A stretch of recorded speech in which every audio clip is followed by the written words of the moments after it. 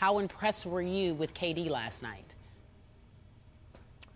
Stephen A., I did watch this entire game, and it was good to the last drop. I was fascinated by every dribble. And yet again, we got to see what havoc Kevin Durant can wreak when he gets mad. And I'm talking about good mad, focus mad, positively mad. And I will remind you, I first saw it this year a few weeks back when Portland was at Oklahoma City. 3:45 left in the game. Portland up 3 points. Kevin Durant got 2 straight calls he very strongly disagreed with. He got a technical foul. He slammed the scorer's table. And Oklahoma City proceeded to go on a 15-4 run to close the game, and KD scored 10 out of the 15. Last night, late first quarter, Oklahoma City looked lifeless. Oklahoma City down 19-8. Kevin Durant gets called for an offensive foul. I thought it was a foul. He did not. He got a technical foul. And all of a sudden, he started to wreak havoc. He became unguardably quick. And he actually just willed, I thought, Oklahoma City back into a game that finally Jeremy Lamb, a guy you have raved about on this show, won with a huge shot with 1:38 left, a three-point shot that put Oklahoma City finally up 1 point. But bottom line, I love watching the not nice Kevin Durant play not nice. And then he said after the game, basically, we don't like them, they don't like us, so be it. Love that kind of basketball. Skip Bayless, this is almost sacrilegious to say because there's still about 30 games left in this season, and the All-Star break is here. Barring Kevin Durant falling flat on his face, the league MVP discussion is over. There's nothing to talk about. As far as I'm concerned, there isn't even a close second. This dude is on another level right now, and he's coming. And it's gotten to the point where it literally has me salivating at the possibility of a rematch in the NBA Finals between Miami and Oklahoma City. No disrespect to the Indiana Pacers, who I think are coming and could beat Miami.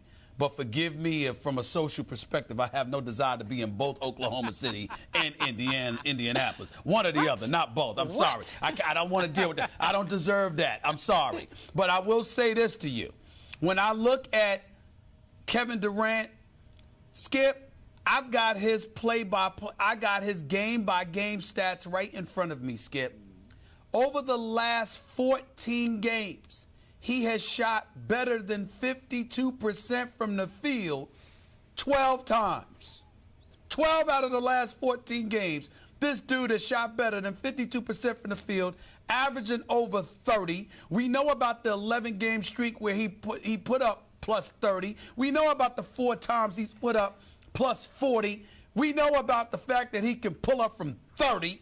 That is 6'10", that he's got a wingspan 7'5", that he could put the ball in the hole, put the ball on the floor, that he could be ambidextrous. He could take you inside, he could take you outside. He's unstoppable on the open court. The list goes on and on. We also saw him put forth 2 big-time defensive performances against LeBron in Miami, because even though LeBron had 33 that game, Kevin Durant was all over the place defensively.